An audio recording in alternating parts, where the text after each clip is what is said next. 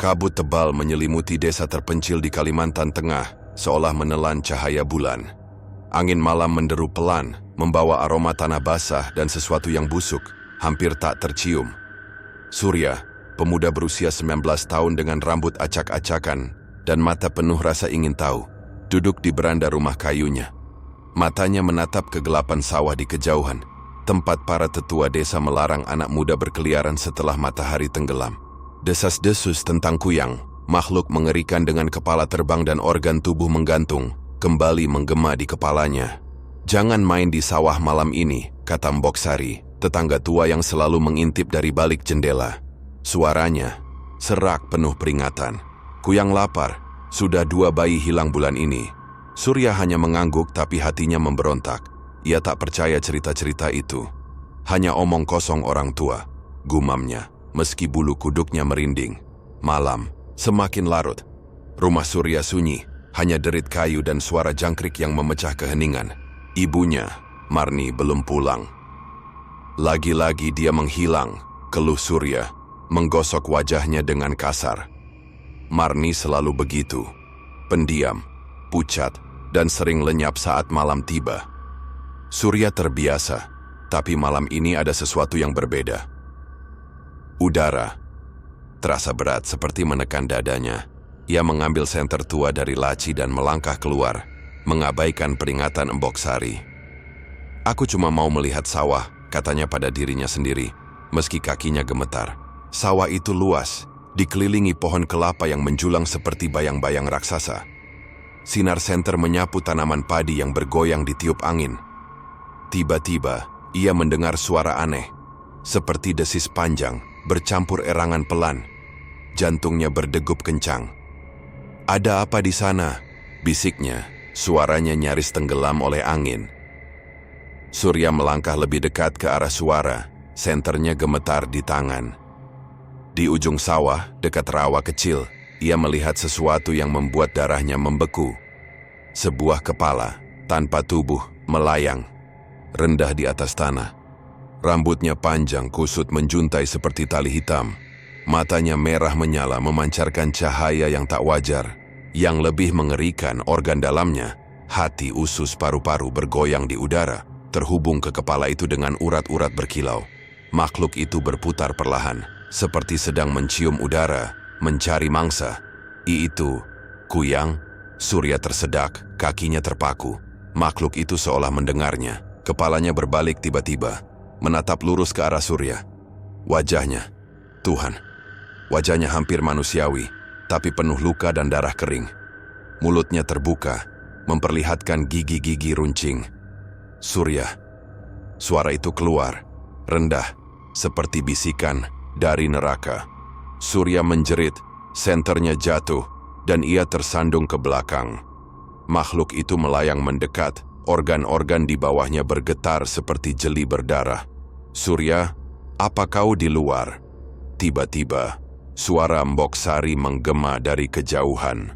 Cahaya lentera muncul di belakang rumah. Kuyang itu mendesis, lalu melesat ke kegelapan, menghilang di balik kabut. Surya terduduk di tanah, napasnya tersengal. Mbok Sari berlari mendekat, wajahnya pucat. "Bodoh, kau cari mati, ya?" bentaknya, menarik lengan Surya. "Kau lihat, apa tadi? Jangan bohong." Aku lihat Kuyang." Surya tergagap, tubuhnya masih gemetar. Itu tahu namaku, Mbok." Mbok Sari membeku, matanya melebar. "Tahu namamu?" Ia menggenggam lengan Surya lebih keras, kuku-kukunya menusuk kulit. "Dengar, Nah, jangan ceritakan ini pada siapapun, dan jangan pernah ke sawah lagi. Malam-malam. Mengerti?" Surya mengangguk tapi pikirannya kacau. Bagaimana makhluk itu tahu namanya? Dan mengapa wajahnya, entah kenapa, terasa familiar? Kembali di rumah, Surya tak bisa tidur. Gambar kepala mengerikan itu terus berputar di kepalanya. Ia menyalakan lampu minyak dan duduk di sudut kamar memeluk lutut. "Ini gila," gumamnya. "Aku harus tahu apa itu tadi." Ia teringat ibunya. Marni pernah bercerita tentang roh jahat yang menghantui desa, tapi selalu menghentikan ceritanya dengan tatapan kosong. Apa ibu tahu sesuatu? Surya menatap pintu kamar Marni yang masih kosong. Jam di dinding menunjukkan pukul 3 pagi. Di luar, angin menderu lebih kencang, membawa suara desisan samar, seperti tawa dari kejauhan. Surya bangkit, bertekad mencari jawaban. Ia tahu ini berbahaya, tapi rasa takutnya kalah oleh rasa ingin tahu. Aku tak akan membiarkan makhluk itu menghantuiku, tekadnya. Di luar jendela, kabut semakin tebal menyembunyikan rahasia mengerikan yang akan mengubah hidupnya selamanya. Pagi di desa terasa muram. Matahari tersaput awan kelabu. Surya duduk di meja makan kayu yang reot, menatap piring kosong di depannya. Pikirannya masih dipenuhi bayang-kuyang malam tadi. Kepala mengerikan itu, matanya yang menyala, dan bisikan yang memanggil namanya. Ia menggigil, meski udara pagi hangat. Rumah kecil mereka sunyi. Marni, ibunya, belum pulang sejak kemarin malam. Lagi-lagi dia menghilang, gerutu Surya. Jari-jarinya mengetuk meja dengan gelisah. Ia bangkit, berjalan ke kamar Marni yang pintunya setengah terbuka. Kamar itu sederhana, hanya dipan bambu, lemari tua, dan cermin retak di sudut. Surya ragu sejenak, tapi rasa curiga mendorongnya masuk. "Ibu sembunyikan apa sih?" gumamnya, matanya menyapu ruangan. Di bawah dipan, ia melihat sesuatu, kain. Merah tua, kusut, tersembunyi di balik debu. Ia menarik kain itu, jantungnya berdegup kencang. Kain itu berat, lembab, dan berbau logam. Ketika ia membukanya, noda darah kering terlihat jelas, bersama bercak cairan aneh yang lengket. Apa ini? Surya mundur, tangannya gemetar. Ia buru-buru menyembunyikan kain itu kembali. Tak ingin Marni tahu ia mengintip. Pintu depan berderit. "Surya?" Suara Marni lemah namun tegas menggema. Surya bergegas keluar kamar, berusaha menyembunyikan kepanikannya. Marni berdiri di ambang pintu, wajahnya pucat seperti kapur. Rambutnya kusut menempel di dahi. Matanya sayu, tapi ada kilau aneh di dalamnya, seperti seseorang yang menyimpan rahasia besar. "Ibu kemana semalaman?" tanya Surya, nadanya lebih tajam dari yang ia inginkan. Marni menghela napas, meletakkan keranjang anyaman di lantai. "Ke pasar malam di desa sebelah," jawabnya, tapi matanya menghindari Surya. "Jangan tanya-tanya sayang, ibu capek." Ia berjalan ke dapur, gerakannya kaku, seperti menahan sakit. Surya mengikuti, tak puas. "Ibu bohong, pasar malam tutup minggu ini, aku dengar dari Pak Darto." Marni membeku. Tangannya yang memegang cerek gemetar. "Surya," katanya pelan, "ada hal yang kau tak perlu tahu. Demi kebaikanmu." "Kebaikan? Ibu sembunyikan apa?" Surya menaikkan suara. Frustrasi memuncak. Marni berbalik. Matanya menyipit. "Jangan keras kepala, Surya. Kau tak akan suka jawabannya." Ia berjalan ke kamarnya, mengunci pintu dengan bunyi klik yang tegas. Surya mengepalkan tangan, marah sekaligus bingung. Ada yang salah dengan ibu, bisiknya pada dirinya sendiri. Malam itu, Surya tak bisa tidur. Ia duduk di beranda, mendengar desa yang tenggelam dalam keheningan. Tiba-tiba, suara pelan terdengar dari kamar Marni. Gumaman, seperti doa atau mantra. Surya mendekati pintu kamar ibunya, telinganya menempel di kayu. "Raden, maafkan aku. Aku tak bisa lari." Suara Marni patah-patah, bercampur isakan. "Kutukan ini, aku tak tahan lagi." Surya mengerutkan kening. "Raden, kutukan?" Jantungnya berdetak kencang. Ia ingin mengetuk tapi takut. Ia mundur, memutuskan mencari tahu sendiri. Keesokan harinya Surya mendatangi warung Embok Sari, tempat para tetua desa berkumpul. Asap rokok kretek menyelimuti udara, bercampur aroma kopi pahit. "Embok, ibu pernah cerita soal seseorang bernama Raden?" tanya Surya hati-hati. Mbok Sari meneguk kopinya, matanya mencurigai. "Raden? Nama itu pernah terdengar." Ia menunduk, suaranya merendah. "Dulu, ibumu, Marni, dia dekat dengan pria bernama Raden. Dukun muda, tampan, tapi jahat. Orang bilang Marni hamil karena dia. Skandal besar, tapi Raden menghilang dan Marni tak pernah sama lagi." Surya terdiam, kepalanya pening. Hamil? Tapi, aku anak siapa? Embok Sari menggeleng. Jangan tanya aku, nak. Itu rahasia keluargamu. Tapi hati-hati. Ada yang bilang Raden bukan manusia biasa. Dan Marni, dia mungkin terlibat sesuatu yang gelap. Surya pulang dengan pikiran kacau. Ia teringat kain berdarah, doa aneh Marni, dan Kuyang yang tahu namanya. Apa hubungan semua ini? Gumamnya. Di rumah, Surya menunggu Marni pulang. Malam tiba, tapi Marni tak muncul. Ia kembali ke kamar ibunya, kali ini lebih berani. Di dalam lemari ia menemukan kotak kayu tua, terkunci. Dengan pisau dapur, ia membukanya paksa. Di dalamnya ada jimat aneh, tulang kecil terikat tali merah, berbau busuk, dan foto pudar. Marni muda, tersenyum di samping pria bermata tajam. Raden, bisik Surya, mengenali wajah itu dari cerita Mbok Sari. Di balik foto ada tulisan, "Kau milikku selamanya." Kutukan ini ikatan kita. Surya mundur, napasnya tersengal. Ibu terlibat apa sih? Ia mendengar pintu depan berderit. Marni berdiri di ambang pintu, wajahnya gelap. Surya, apa yang kau lakukan di kamar ibu? Suaranya dingin, tapi matanya penuh ketakutan. Surya mengangkat foto itu. Ceritakan tentang Raden, sekarang. Marni terhuyung, wajahnya memucat. Kau tak seharusnya tahu, bisiknya, lalu ambruk ke lantai pingsan. Surya berlutut di sisinya panik, tapi juga penuh tekad. Rahasia keluarga ini apapun itu harus terungkap. 20 tahun lalu, desa itu masih hijau, belum ternoda kabut kelam yang kini menghantui. Marni, gadis berusia 18 tahun dengan rambut hitam panjang dan mata berbinar, dikenal sebagai bunga desa. Kulitnya sawo matang berkilau di bawah sinar matahari, dan senyumnya mampu meluluhkan hati siapa saja. Namun, di balik kecantikannya Marni menyimpan kerinduan yang berbahaya, cinta pada Raden, dukun muda yang baru tiba di desa. Raden, berusia 25 tahun, memiliki pesona mematikan, tubuh tegap, mata tajam seperti elang, dan suara yang merayu seperti mantra. Tapi desa mengenalnya sebagai pria berhati gelap, seseorang yang bermain dengan ilmu hitam. Malam itu, di bawah pohon beringin tua yang menjulang di tepi hutan, Marni bertemu Raden secara sembunyi-sembunyi. Angin malam membelai wajahnya, membuatnya menggigil, tapi bukan karena dingin. "Kau datang," bisik Raden, melangkah keluar dari bayang-bayang. Tangannya meraih pinggang Marni, menariknya dekat. "Aku tak bisa menjauh darimu," balas Marni. Suaranya gemetar, jantungnya berdegup liar. Raden tersenyum, tapi ada kelicikan di matanya. "Kau tahu apa artinya mencintaiku, Marni? Dunia kita berbeda." "Aku tak peduli," saut Marni, matanya penuh tekad. Ia menempelkan tubuhnya pada Raden, merasakan panas kulitnya. "Aku akan memberikan segalanya untukmu." Kata-kata itu seperti pemicu. Raden menciumnya dengan ganas, bibirnya panas dan menuntut.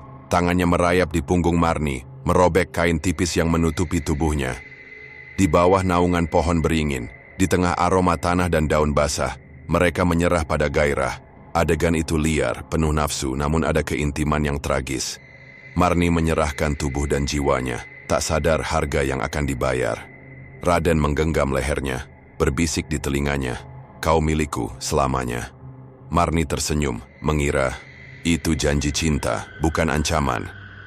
Hari-hari berlalu, dan pertemuan mereka semakin sering, selalu di tempat tersembunyi, di hutan, di tepi sungai, atau di gubuk tua yang ditinggalkan. Raden mulai mengajarkan Marni ilmu-ilmu aneh. "Ini untuk melindungi cinta kita," katanya. Menyerahkan jimat dari tulang dan darah kering. Marni memegangnya dengan ragu. "Apa ini, Raden?" tanyanya, suaranya penuh ketakutan. Raden hanya tertawa pelan. "Kekuatan, sayang, kekuatan yang akan mengikat kita." Malam itu, di gubuk, Raden melakukan ritual. Ia menggambar lingkaran di tanah dengan darah ayam, menyanyikan mantra dalam bahasa yang Marni tak pahami. Cahaya bulan memudar, udara menjadi berat. Marni merasa dadanya sesak, tapi tangan Raden di pundaknya menahannya. "Percaya padaku," bisiknya. Marni mengangguk, matanya berkaca-kaca. Namun, cinta mereka tak luput dari mata Desa. Bisik-bisik mulai menyebar. Marni terlibat dengan dukun itu, kata seorang tetua di warung. Dia akan membawa petaka. Marni mendengar desas-desus itu, tapi ia tak peduli. Mereka cemburu, katanya pada Raden, mencium pipinya di tepi sungai. Raden hanya menatap ke kejauhan, wajahnya tak terbaca. Marni, katanya tiba-tiba, jika kau benar-benar mencintaiku, kau harus bersedia membayar harga. Marni mengerutkan kening. Harga apa? Raden menariknya ke dalam pelukannya, suaranya rendah. Jiwa untuk jiwa, kau akan menjadi bagian dari kuasa besar. Tak lama setelah itu, Marni menyadari tubuhnya berubah. Ia sering mual, lelah, dan perutnya membesar. Aku hamil, bisiknya pada Raden di hutan. Tangannya memegang perut dengan gentar. Wajah Raden berubah, bukan gembira, tapi penuh kemenangan. Bagus, katanya, matanya menyala. Anak ini akan menyempurnakan ikatan kita. Marni tersenyum, tapi hatinya gelisah. Ia mulai bermimpi buruk, kepala terbang, darah mengalir, dan suara Raden yang tertawa di kegelapan. Apa yang kau lakukan padaku? Tanyanya suatu malam, air mata mengalir di pipinya. Raden hanya mencium keningnya. Sabar Marni, kau akan mengerti. Tiba-tiba Raden menghilang. Malam itu setelah ritual terakhir di gua terpencil, ia tak muncul lagi. Marni mencarinya, berlari ke hutan, memanggil namanya hingga suaranya serak. Raden, jangan tinggalkan aku. Teriaknya, jatuh tersungkur di tanah. Tapi hanya angin yang menjawab. Desa mulai menjauhinya. Perempuan terkutuk. Sibir mereka meludahi tanah saat Marni lewat. Sendirian, hamil, dan patah hati, Marni mulai merasakan sesuatu yang mengerikan dalam dirinya. Setiap malam tubuhnya terasa terbelah, seperti ada makhluk lain yang ingin keluar. Di cermin matanya kadang memerah dan suara aneh berbisik di kepalanya. Kau milikku. Marni melahirkan seorang bayi laki-laki, Surya, dalam kesakitan dan ketakutan. Bidan desa yang membantu kelahiran memucat saat melihat tali pusar bayi itu. Hitam, seperti tali jimat Raden. Ini bukan anak biasa, bisiknya, lalu buru-buru pergi. Marni memeluk Surya, menangis. Aku akan melindungimu, janjinya.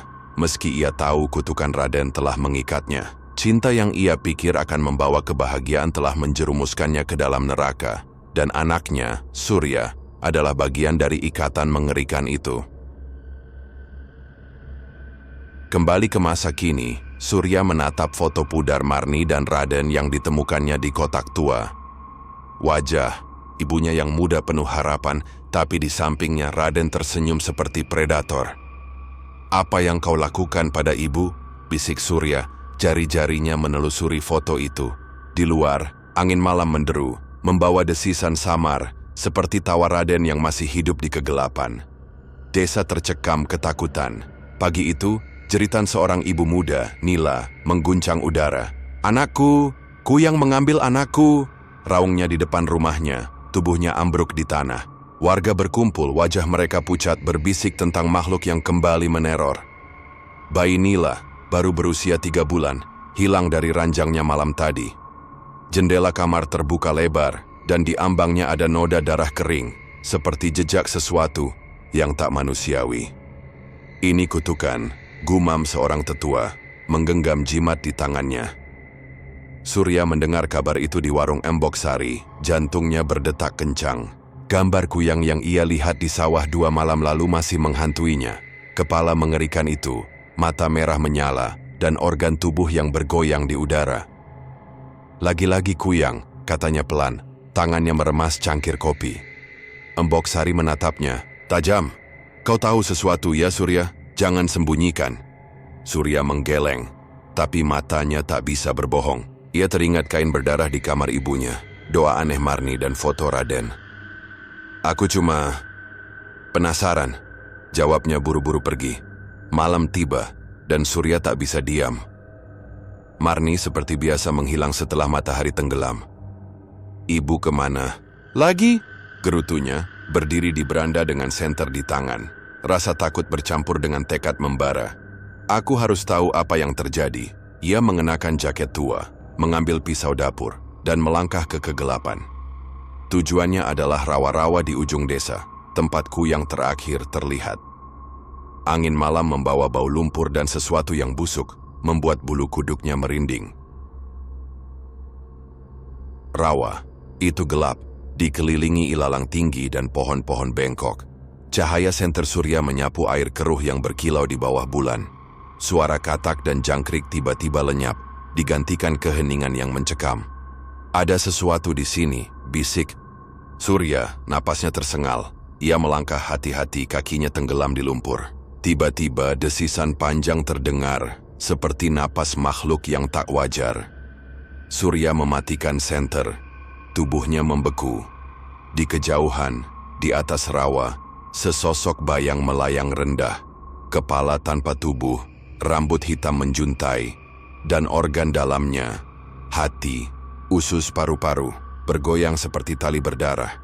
Surya menahan napas, jantungnya hampir meledak. Makhluk itu berputar perlahan seperti mencium udara. Cahaya bulan menyinari wajahnya dan Surya tersentak. Wajah itu mirip Marni. Mata merah menyala, kulit pucat penuh luka, tapi garis wajahnya tak asing. "Ibu?" bisik Surya. Suaranya nyaris tak terdengar. Kepala itu berbalik tiba-tiba, menatap lurus ke arahnya. "Surya," suara itu keluar, rendah dan mengerikan, tapi ada nada kelembutan yang aneh, seperti panggilan seorang ibu. Organ-organ di bawahnya bergetar, darah menetes ke air rawa.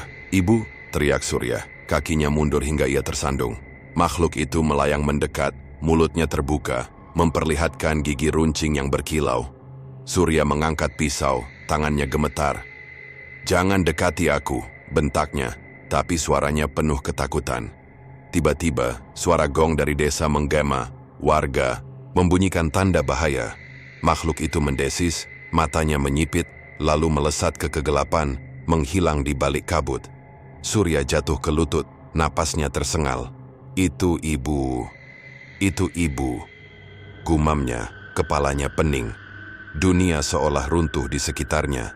Ia berlari pulang, pikirannya kacau. Di rumah Marni sudah ada di dapur, sedang menyeduh teh dengan tangan gemetar. Wajahnya pucat, matanya sayu, dan ada luka kecil di lehernya, seperti bekas cakaran. "Ibu dari mana?" tanya Surya. Suaranya bergetar. Marni menoleh, tersenyum tipis. "Ke rumah Mbok Sari." "Kenapa kau begitu panik, sayang?" Surya menatapnya, mencari jejak kuyang di wajah ibunya. "Jangan bohong, Bu. Aku lihat sesuatu di rawa." Marni membeku, cerek di tangannya hampir jatuh. "Kau ke rawa?" "Surya, aku bilang jangan keluar malam." Bentaknya, tapi suaranya penuh ketakutan, bukan kemarahan. "Apa yang ibu sembunyikan?" Surya melangkah mendekat, matanya penuh tuduhan. "Aku lihat kuyang, Bu, dan itu mirip." "Ibu!" Marni tersentak, wajahnya memucat. Ia menjatuhkan cerek, air panas tumpah ke lantai. "Jangan bicara gila, Surya," bisiknya, tapi matanya berkaca-kaca. "Kau tak tahu apa yang kau lihat." Ia berbalik, berjalan ke kamarnya dengan langkah terhuyung. "Tinggalkan aku sendiri." Pintunya ditutup keras. Surya berdiri di dapur, tangannya mengepal. Ia teringat wajah kuyang itu, wajah Marni, tapi dipelintir oleh sesuatu yang jahat. "Apa yang terjadi padamu, Bu?" bisiknya. Ia tahu jawabannya. Ada pada Raden, pria misterius di foto tua. Tekadnya menguat. Ia harus mencari tahu kebenaran, meski itu berarti menghadapi horor yang lebih besar. Di luar, kabut semakin tebal, dan dari rawa, desisan samar kembali terdengar. Seperti makhluk itu memanggil namanya lagi. Malam menyelimuti desa dengan kegelapan yang mencekam. Hanya suara angin yang menderu pelan di sela-sela pohon kelapa.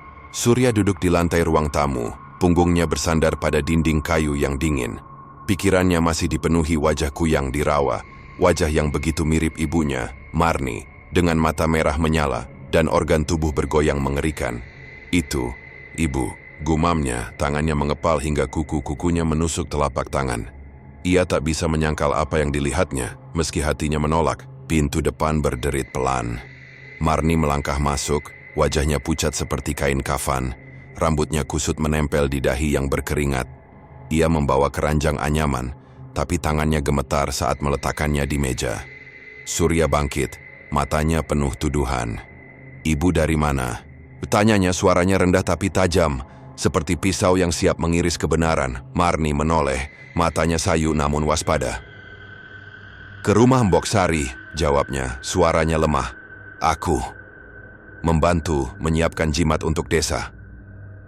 Tapi luka kecil di lehernya, bercak darah kering di ujung bajunya, dan aroma aneh seperti lumpur bercampur logam membuat Surya tak percaya.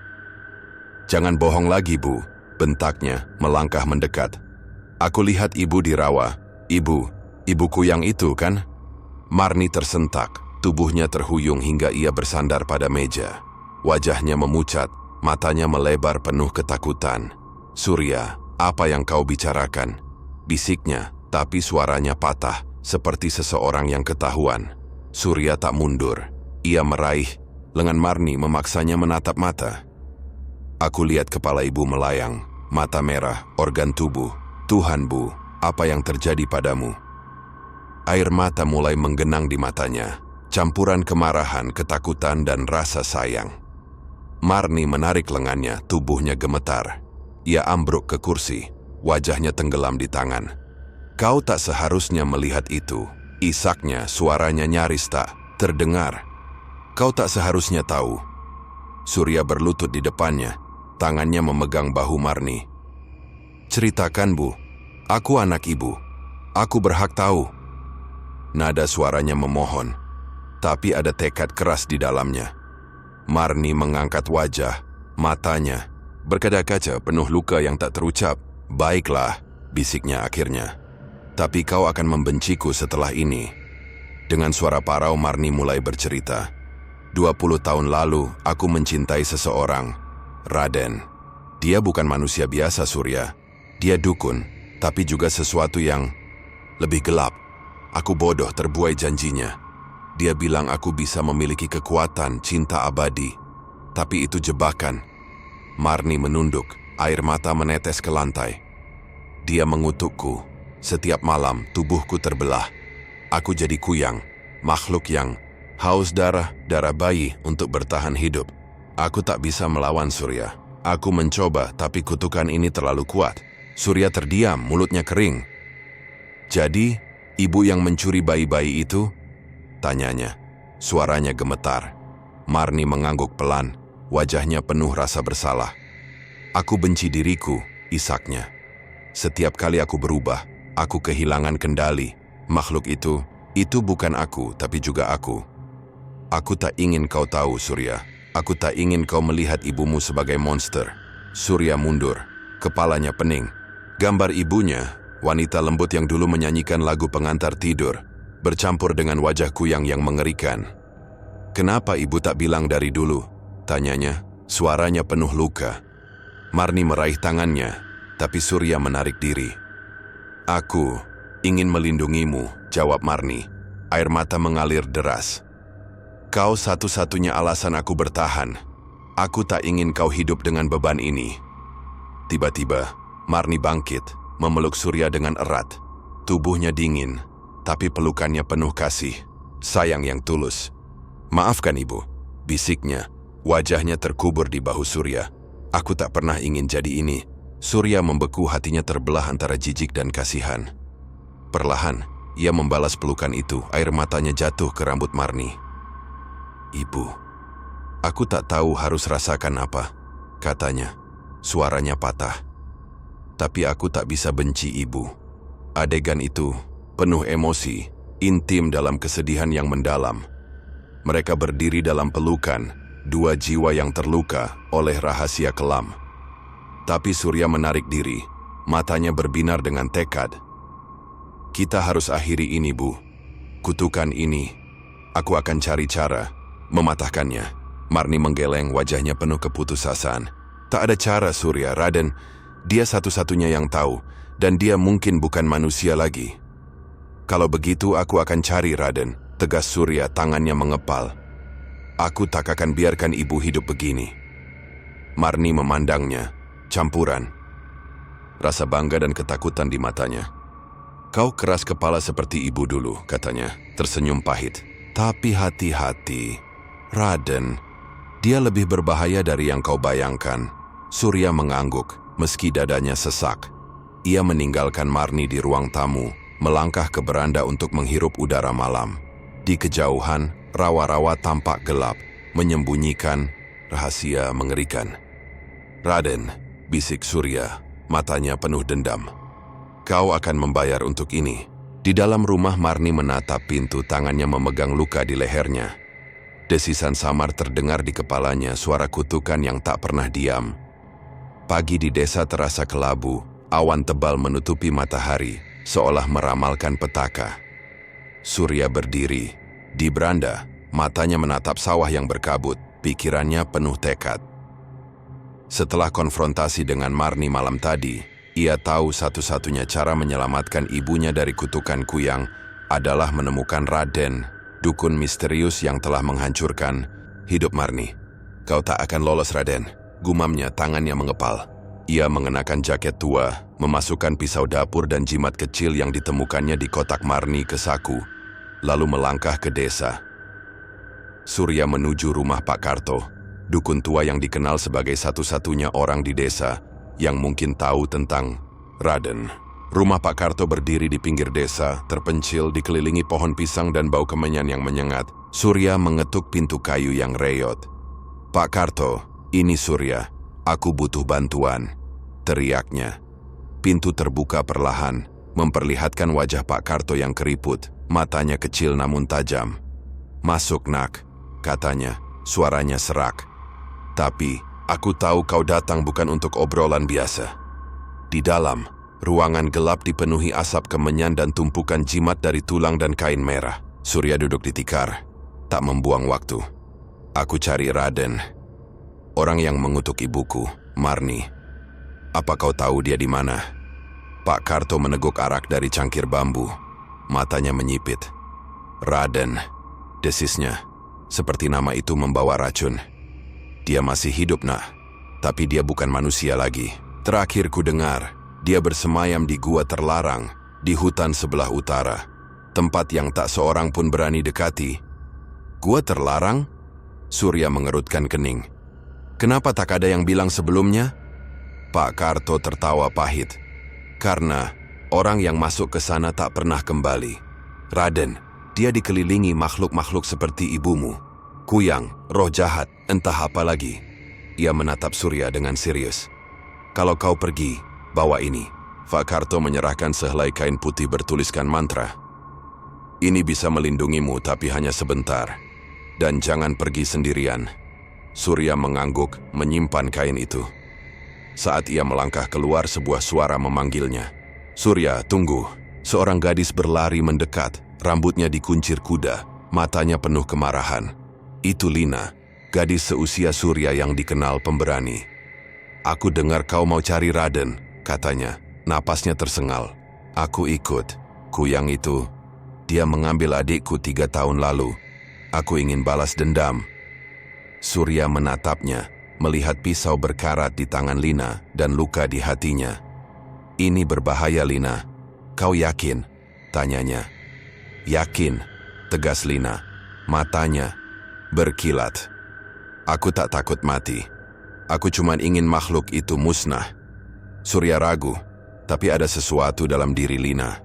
Keberanian yang liar, hampir nekat, yang membuatnya setuju. "Baiklah, kita berangkat besok pagi. Bawa apa saja yang bisa melindungi kita." Lina mengangguk, tangannya menggenggam pisau lebih erat. Saat ia berbalik, Surya memperhatikan langkahnya, merasakan percikan aneh di dadanya, campuran kekaguman dan ketegangan. Malam itu, Surya dan Lina bertemu di pinggir desa untuk merencanakan perjalanan. Di bawah pohon kelapa, mereka duduk berhadapan. Cahaya lentera menerangi wajah mereka. "Gua itu 3 hari perjalanan," kata Surya, membentangkan peta kasar yang diberikan Pak Karto.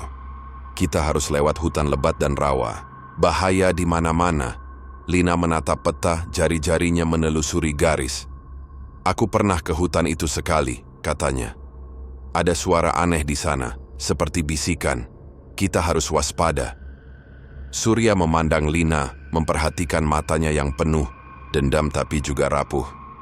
Kenapa kau begitu nekat, Lina? Ini bukan cuma soal adikmu, kan? Tanyanya hati-hati. Lina menunduk, suaranya pelan.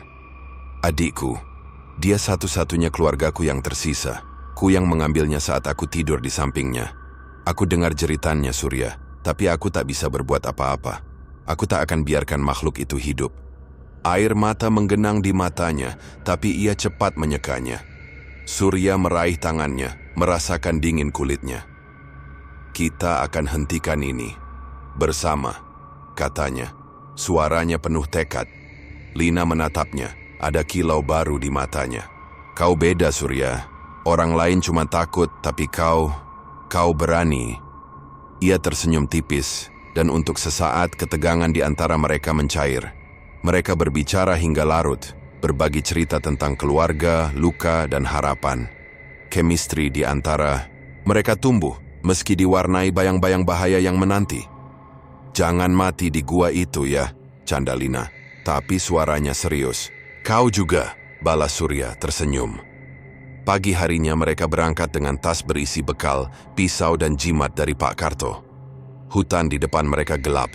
Kabut menyelimuti pepohonan seperti jubah kematian. Kau siap? Tanya Surya, memandang Lina. Lebih dari siap, jawabnya, menggenggam pisau. Mereka melangkah masuk, tak tahu bahwa gua terlarang bukan hanya rumah Raden, tapi juga sarang horor yang akan menguji nyali dan hati mereka. Di kejauhan, desisan samar terdengar seperti kuyang yang mengintai dari bayang-bayang. Hutan utara terasa seperti dunia lain, gelap dan penuh rahasia. Kabut tebal menyelimuti pepohonan bengkok dan udara berbau busuk, campuran lumpur dan sesuatu yang membusuk. Surya dan Lina berjalan dengan hati-hati. Kaki mereka tenggelam di tanah, basah. Setelah 3 hari perjalanan melelahkan, mereka akhirnya sampai di mulut gua terlarang.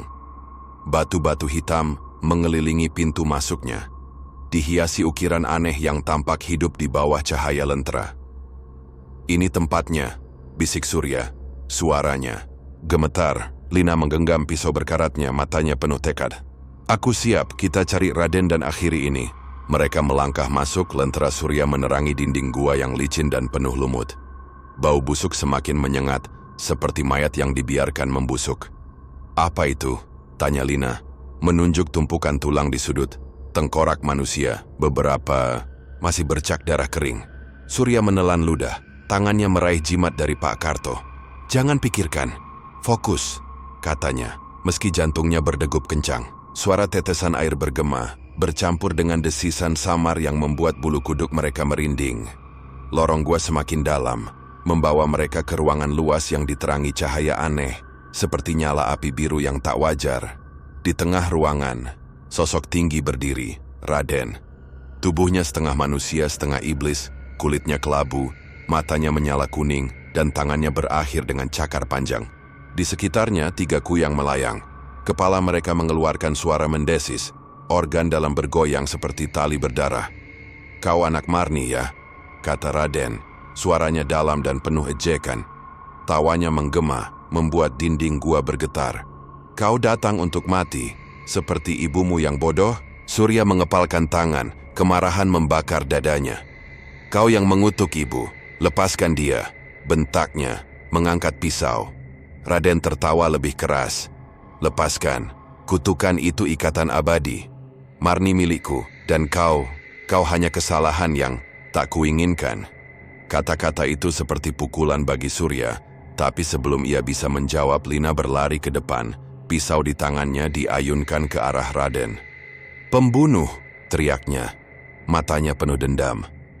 Raden mengibaskan tangan, dan kekuatan tak terlihat melempar Lina ke dinding gua.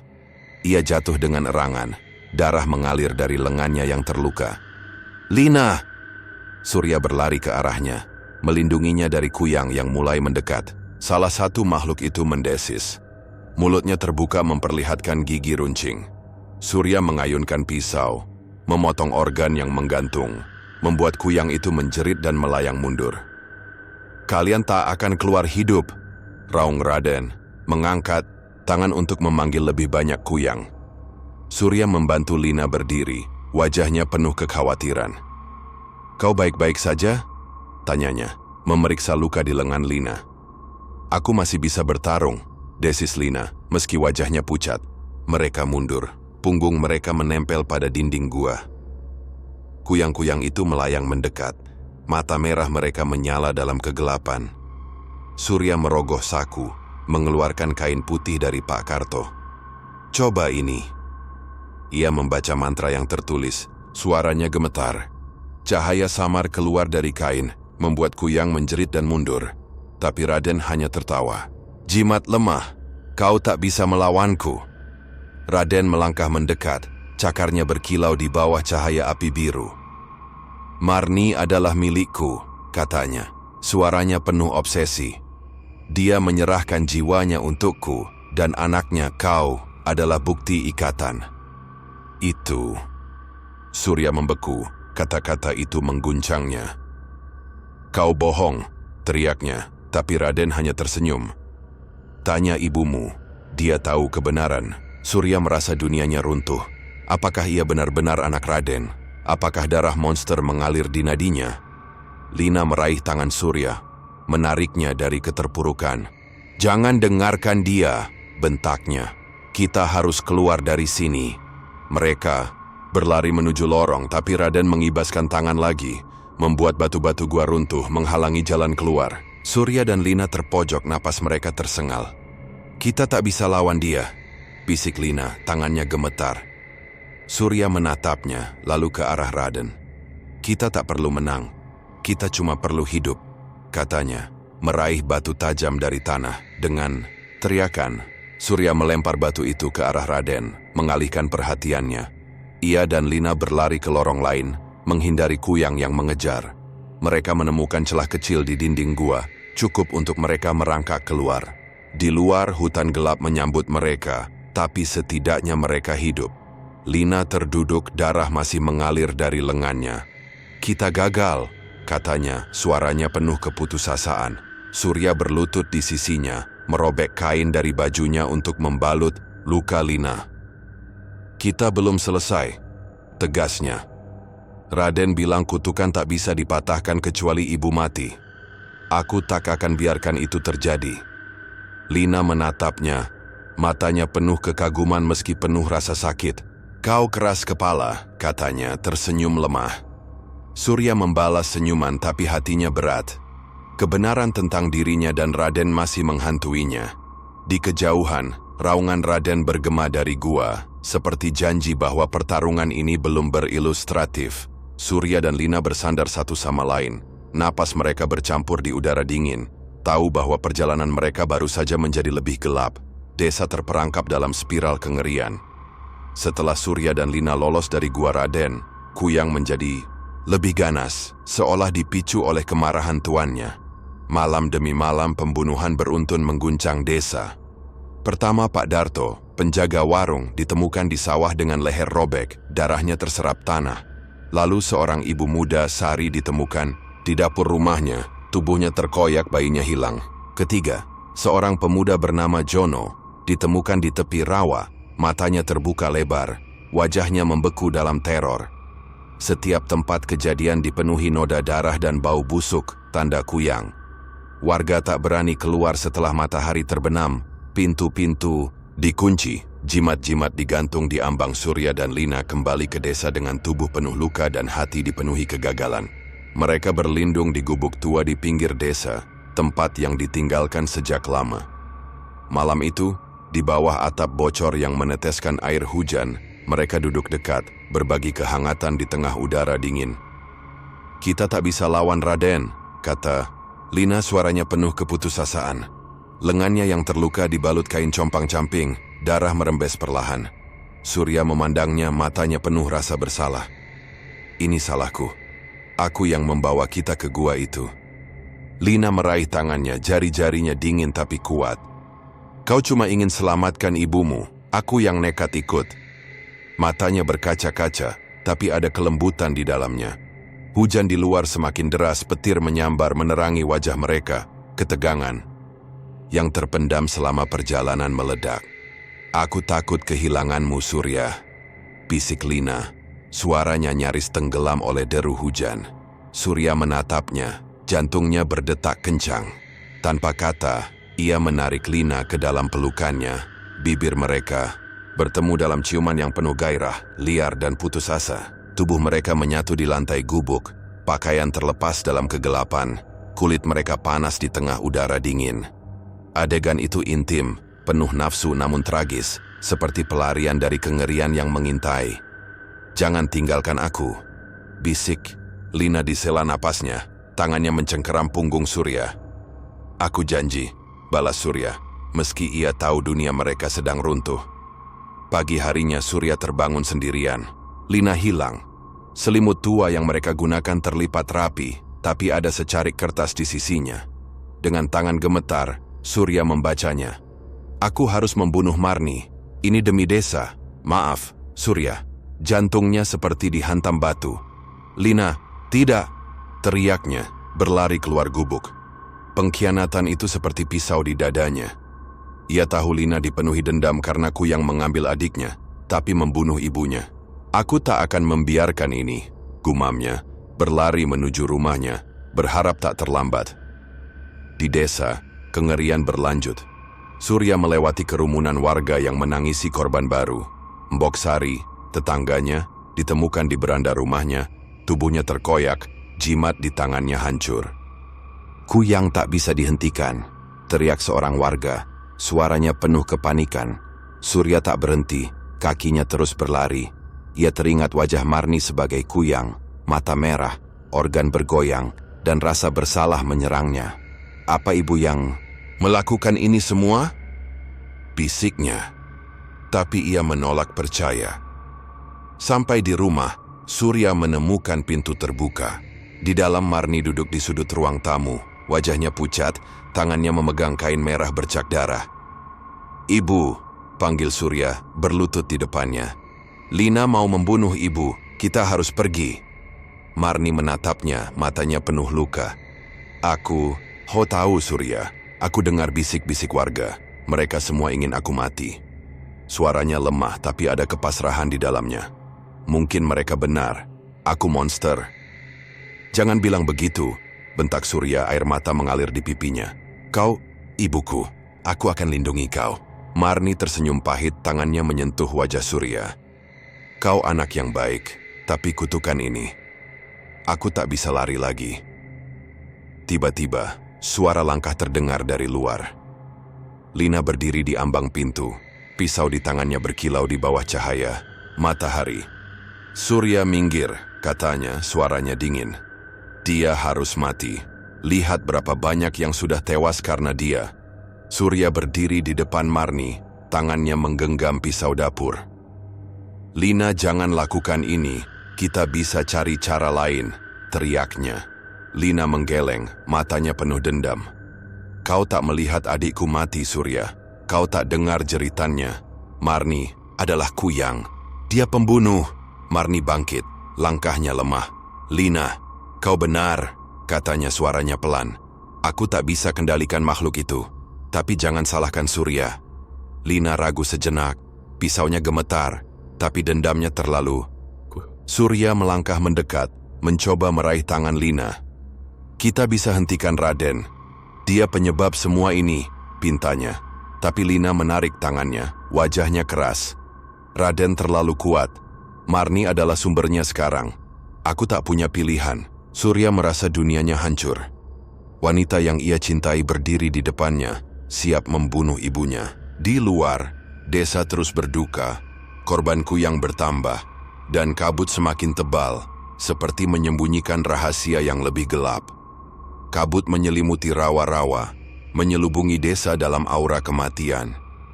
Malam itu, angin menderu membawa bau darah dan lumpur, seolah alam sendiri merasakan pertempuran yang akan datang. Surya berdiri di tepi rawa, jantungnya berdegup kencang, tangannya menggenggam pisau dapur yang sudah tumpul. Di depannya, Lina memegang pisau berkarat, matanya penuh dendam, siap menyerang Marni yang mulai berubah. Marni, tubuhnya gemetar, kulitnya memucat, dan matanya mulai memerah, tanda kutukan Kuyang mengambil alih. "Lina, berhenti!" teriak Surya, suaranya memecah keheningan. Kita bisa cari cara lain, Lina menggeleng. Langkahnya mantap mendekati. Marni, kau tak mengerti Surya. Dia membunuh adikku, Mbok Sari, Pak Darto, dan puluhan lainnya. Pisau di tangannya berkilau di bawah cahaya bulan. Tangannya gemetar tapi penuh tekad. Marni mundur, suaranya lemah. Lina, aku tak ingin ini. Kutukan ini, aku tak bisa kendalikan. Tapi kata-katanya terputus ketika tubuhnya terbelah. Kepalanya terlepas, melayang di udara. Organ dalamnya, hati, usus, paru-paru, bergoyang mengerikan. Kuyang telah mengambil alih, matanya merah menyala, mulutnya mendesis. Surya, bisik makhluk itu, suaranya campuran kelembutan Marni dan keganasan monster. Surya tersentak, hatinya hancur melihat ibunya berubah jadi makhluk yang ditakuti desa. Ibu, lawan kutukan ini, teriaknya, air mata mengalir di pipinya. Lina tak menunggu. Dengan jeritan penuh dendam, ia melompat, pisau di tangannya diayunkan ke arah Kuyang. Tapi Marni, dalam wujud monster menghindar dengan cepat, kepalanya melayang ke samping. Organ-organ itu bergetar, seperti tali yang siap mencengkeram. Lina, hati-hati, teriak Surya, berlari ke depan untuk menghalangi. Pertarungan 3 arah, meledak di tepi rawa. Lina mengayunkan pisau dengan liar, mencoba menusuk kepala Marni, tapi Kuyang terlalu cepat. Melayang di atas air keruh, mendesis dengan gigi runcing terbuka. Surya berusaha menarik Lina mundur, tapi Lina mendorongnya. Minggir Surya, dia harus mati. Bentaknya, wajahnya penuh air mata dan kemarahan. Surya menangkap lengan Lina, memaksanya menatap mata. Itu ibuku Lina, aku tak akan biarkan kau bunuh dia. Tapi di tengah pertengkaran mereka, Marni atau Kuyang menyerang. Organ ususnya melilit lengan Lina, menariknya ke air rawa. Lina menjerit, pisau jatuh dari tangannya. Lina! Surya melompat, menggunakan pisau tumpulnya untuk memotong usus itu. Darah hitam menyembur, membuat Kuyang menjerit, suaranya mengguncang rawa. Lina terbebas, terhuyung di lumpur, napasnya tersengal. Kau baik-baik saja?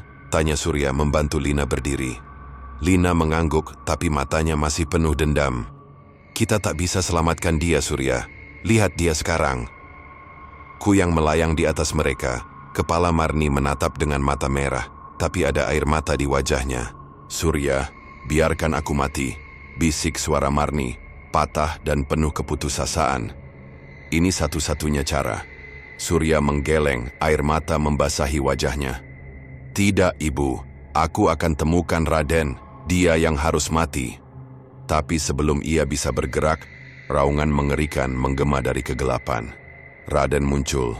Tubuhnya setengah iblis, kulit kelabu berkilau, cakarnya panjang dan tajam. Matanya kuning menyala, penuh kebencian. Kalian mengganggu rencanaku, raungnya, suaranya seperti guntur. Di belakangnya, 2 Kuyang lain melayang, mendesis dengan organ bergoyang. Marni, kau milikku, dan anakmu, dia akan jadi penggantiku. Kekacauan meledak. Raden mengibaskan cakarnya, melempar Surya ke lumpur. Lina berlari mengambil pisau, tapi salah satu Kuyang mencengkeram rambutnya, menariknya ke udara. Lina menjerit, kakinya menggelepar. Surya bangkit, mengabaikan rasa sakit di tubuhnya, dan melempar pisau ke Kuyang itu, mengenai organ hatinya. Makhluk itu menjerit, melepaskan Lina yang jatuh ke air rawa. Tapi Raden tak berhenti. Ia melayang ke arah Marni, cakarnya siap merobek kepala Kuyang itu. Kau menolakku, Marni, maka engkau tak layak hidup, teriaknya. Marni, dalam wujud Kuyang, menatap Surya untuk terakhir kalinya. Surya, hidup, bisiknya, suaranya penuh cinta. Dengan kecepatan yang mengejutkan, ia melayang ke arah Raden. Organ-organnya melilit tubuh iblis itu seperti tali. Aku tak akan biarkan kau ambil anakku, raung Marni, suaranya bercampur antara manusia dan monster. Raden menjerit, cakarnya mencoba merobek Marni, tapi Marni menyeretnya ke air rawa yang dalam, menenggelamkan mereka berdua dalam kegelapan. Marni! teriak Surya, berlari ke tepi rawa. Air bergolak, gelembung naik ke permukaan, lalu sunyi. Kuyang-kuyang lain mendesis, tapi tanpa Raden, mereka kehilangan kekuatan, melayang pergi ke kegelapan. Lina merangkak keluar dari lumpur, wajahnya penuh air mata. Surya, dia pergi, bisiknya, suaranya patah. Surya menatap air rawa, tubuhnya gemetar. Ibu, isaknya, jatuh ke lutut. Lina memeluknya, tubuh mereka basah dan penuh darah, berbagi luka dalam keheningan. Pertarungan itu meninggalkan rawa dalam sunyi yang mencekam. Marni telah mengorbankan dirinya untuk menghancurkan Raden. Tapi harga yang dibayar terlalu besar. Surya tahu ibunya tak akan kembali. Dan Lina, meski penuh penyesalan, tak bisa membenci Marni lagi. Di kejauhan, kabut mulai mencair. Tapi luka di hati mereka akan tetap selamanya. Pagi di desa terasa hampa, seolah alam sendiri berduka. Kabut yang selama ini menyelimuti sawah dan rawa telah mencair. Digantikan sinar matahari pucat yang tak mampu menghangatkan. Kengerian Kuyang telah berakhir sejak malam pertarungan di rawa, ketika Marni mengorbankan dirinya untuk menyeret Raden ke dasar air yang gelap. Desa kembali damai, tapi kedamaian itu terasa seperti kepalsuan, dibayar dengan darah dan air mata. Warga tak lagi mengunci pintu di malam hari, tapi bisik-bisik tentang Marni, wanita yang ternyata Kuyang, tetap menggema, penuh rasa takut dan simpati. Surya duduk di beranda rumahnya, menatap sawah yang kini sunyi. Tangannya memegang foto pudar Marni dan Raden yang ditemukannya di kotak tua. Wajah ibunya yang muda penuh harapan kini terasa seperti kenangan dari dunia lain. Hatinya remuk. "Ibu, kenapa kau harus pergi?" bisiknya. Air mata mengalir pelan di pipinya. Ia teringat pelukan terakhir Marni, suaranya yang penuh cinta meski tubuhnya telah direnggut kutukan. "Kau bukan monster, Bu. Kau cuma korban," gumamnya, jari-jarinya menelusuri foto itu. Lina muncul di ujung jalan, langkahnya pelan, wajahnya penuh penyesalan. Luka di lengannya telah dibalut lebih rapi, tapi matanya masih membawa beban dendam, yang kini bercampur rasa bersalah. "Surya," panggilnya, suaranya lembut, hampir takut. Surya menoleh, tatapannya dingin tapi tak sepenuhnya membenci. "Kau mau apa, Lina?" tanyanya, nadanya datar. Lina berhenti di depan beranda, tangannya memegang ujung baju dengan gelisah. Aku minta maaf. Aku salah. Aku pikir membunuh Marni adalah jawabannya, tapi aku tak melihat penderitaannya. Aku tak melihat ibumu." Surya menatapnya lama, hatinya terbelah antara kemarahan dan pengertian. Ia teringat malam di gubuk ketika mereka menyerah pada gairah, berbagi luka di tengah kengerian. "Kau hampir membunuh ibuku, Lina," katanya, suaranya penuh luka. "Tapi aku tahu kau juga kehilangan banyak. Adikmu, desa ini. Kita semua korban Raden." Lina menunduk, air mata menetes ke tanah.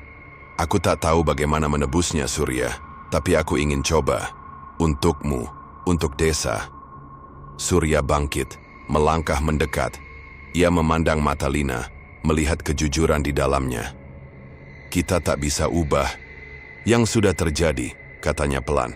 "Tapi ibu mengorbankan dirinya untuk kita semua. Aku tak akan sia-siakan itu." Ia meraih tangan Lina, merasakan dingin kulitnya. Dan untuk pertama kalinya sejak pertarungan, ia merasa ada secercah harapan. "Kita akan bangun kembali, Lina, bersama." Lina mengangguk, tersenyum tipis meski air matanya masih mengalir. "Bersama," ulangnya, suaranya penuh tekad. Malam itu Surya berdiri di tepi rawa, tempat Marni menghilang. Airnya kini tenang, mencerminkan langit penuh bintang. Ia membawa kain merah bercak darah yang dulu ditemukannya di kamar Marni, peninggalan kutukan yang kini tak lagi hidup. "Ibu, aku akan selalu mencintaimu," bisiknya, melemparkan kain itu ke air. Angin bertiup pelan, membawa aroma bunga liar. Seolah Marni menjawab dari alam lain. Tiba-tiba Surya melihat bayang samar di langit. Wajah Marni bukan sebagai Kuyang, tapi sebagai ibu yang dulu menyanyikan lagu pengantar tidur. Ia tersenyum lembut, lalu memudar bersama bintang-bintang. Surya kembali ke rumah, mengemasi barang-barangnya. Ia memutuskan meninggalkan desa, membawa luka dan rahasia kelam keluarganya. Aku tak bisa tinggal di sini lagi, katanya pada Lina keesokan harinya, tas di pundaknya. Terlalu banyak kenangan. Lina mengangguk, matanya penuh pengertian. Kemana kau akan pergi? Tanyanya. Surya menatap cakrawala, tempat matahari mulai terbit. Entah kemana. Mungkin kota, mungkin lebih jauh. Aku ingin cari tempat baru, hidup baru. Lina meraih tangannya, menahannya sejenak. Jangan lupakan aku ya, katanya, suaranya lembut. Surya tersenyum meski hatinya berat. Kau akan selalu ada di sini, jawabnya, menunjuk dadanya. Ia memeluk Lina untuk terakhir kalinya, lalu berjalan menuju jalan tanah yang membentang. Keluar desa. Di belakangnya Lina berdiri memandang, tahu bahwa Surya membawa beban yang tak akan pernah benar-benar hilang.